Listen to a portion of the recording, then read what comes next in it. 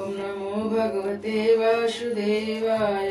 ओम नमो भगवते वासुदेवाय। ओम नमो भगवते वासुदेवाय। ओम नमो भगवते वासुदेवाय। ओम नमो भगवते वासुदेवाय। श्रीमद् भागवत महापुराण तृतीय स्कंद। भगवान के लीला का चरित्र का वर्णन। उद्धव जी विदुर जी से कहते हैं, इसके बाद श्री कृष्ण अपने माता पिता देवकी वसुदेव को सुख पहुंचाने की इच्छा से बलदेव जी के साथ मथुरा पधारे और उन्होंने शत्रु समुदाय के स्वामी कंस को ऊंचे सिंहासन से नीचे पटक कर तथा उसके प्राण लेकर उनकी लाश को बड़े जोर से पृथ्वी पर घसीटा। सांदीपनी मुनि के द्वारा एक बार उच्चारण किए हुए सांगोपांग वेदों का अध्ययन करके दक्षिणा स्वरूप उनके मरे हुए पुत्र को पांचन नामक राक्षस के पेट से यमपुरी से लाकर दिया।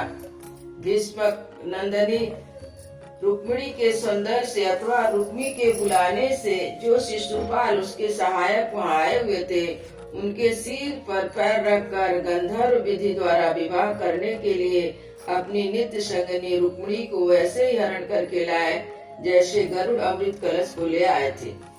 स्वयंवर में 7 बिना नथे हुए बैलों को नाद कर सत्या से विवाह किया। इस प्रकार मान भंग हो जाने पर मूर्ख राजाओं ने शस्त्र उठाकर राजकुमारी को छीनना चाहा। तब भगवान श्री कृष्ण ने स्वयं बिना घायल हुए अपने शस्त्रों से उन्हें मार डाला। भगवान विषयी पुरुषों की सी लीला करते हुए अपनी प्राण प्रिया सत्यभामा को प्रसन्न करने की इच्छा से उनके लिए स्वर्ग से कल्प वृक्ष काट लाया। उस समय इंद्र ने क्रोध से अंधे होकर अपने सैनिकों सहित उन पर आक्रमण कर दिया, क्योंकि यह निश्चय ही है कि अपनी स्त्रियों का कीड़ा-मीट बना हुआ है।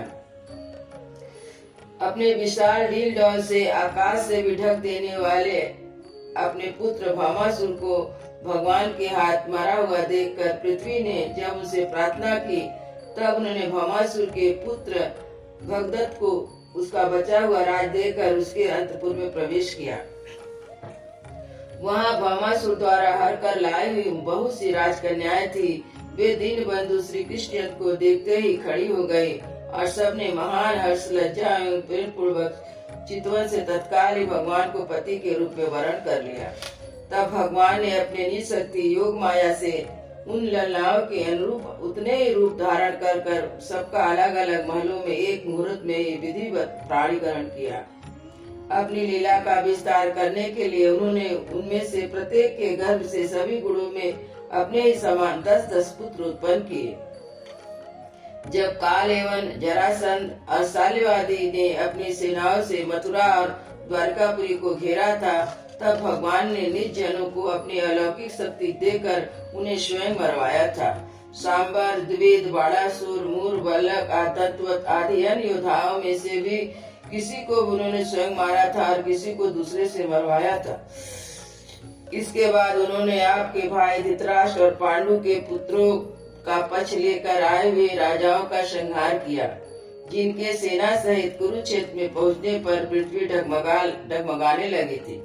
कर्ण, दुशासन, शकुनी की खोटी सलाह से जिसकी आयु और श्री दोनों नष्ट हो चुकी थी तथा भीमसेन की गदा से जिसकी जंघा टूट चुकी थी, उस दुर्योधन को अपने साथियों के साथ पृथ्वी पर पड़ा देखकर उन्हें प्रसन्नता न हुई। वे सोचने लगे थे, द्रोण, भीष्म, अर्जुन और भीमसेना के द्वारा इन 18 अक्षौहिणी सेना का विपुल संहार हो भी गया तो भी इससे पृथ्वी का कितना भार हल्का हुआ। अभी तो मेरे अंश प्रद्युम्न आदि के बल से बड़े हुए यादवों को वे दुस्सह दल बना हुआ है। जब तो मधुपान से मतवाले हो लाल लाल करके आपस में लड़ेंगे, तब उससे उनका नाश होगा। इसके सिवा कोई उपाय नहीं है। असल में मेरे संकल्प करने पर स्वयं ही अंतर्ध्यान हो जाएंगे। यह सोचकर भगवान ने युधिष्ठिर को अपनी पैतृक राज सिंहासन पर बैठाया और अपने सभी सगे संबंधियों को सत्पुरुषों को मार दिखलाकर आनंदित किया। उत्तरा के उदर में जो अभिमन्यु ने पुरु वंश का बीज स्थापित किया था, वह भी अश्वत्थामा के ब्रह्मास्त्र नष्ट हो चुका था, किंतु भगवान ने उसे बचा लिया। उन्होंने धर्मराज युधिष्ठिर से 3 अश्वमेध करवाए वे भी श्री कृष्ण के अनुगामी होकर अपने छोटे भाइयों की सहायता से पृथ्वी की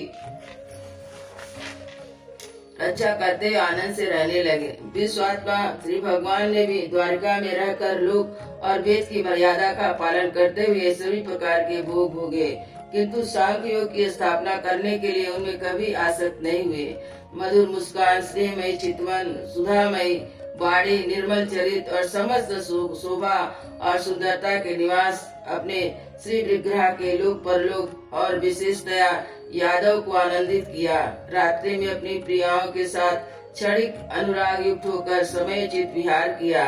इस प्रकार उन्हें सुख दिया। इस तरह बहुत वर्षों तक विहार करते करते उन्हें गृहस्थ आश्रम संबंधी भोग सामग्रियों से वैराग हो गया।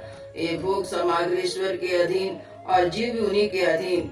जब योगेश्वर भगवान श्री कृष्ण को भी उनसे वैराग हो गया था, तब भक्ति योग के द्वारा उनका अनुगमन करने वाला भक्त उन पर विश्वास ही कैसे करेगा।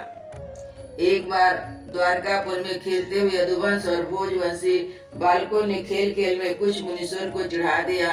तब यादव कुल का नाश ही भगवान का अभिष्ट है, यह समझकर उन ऋषियों ने बालकों को शाप दे दिया।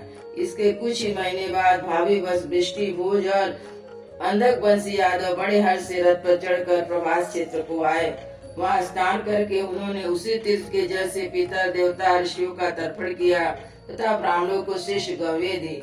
उन्होंने सोना, चांदी, शैया, वस्त्र, मिक्षम, कंबल, पालकी, रथ, हाथी, कन्या ऐसी बहु भूमि जिससे जीविका चल सके नाना प्रकार के सरस अन्न भी भगवत अर्पण करके ब्राह्मणों को दिया।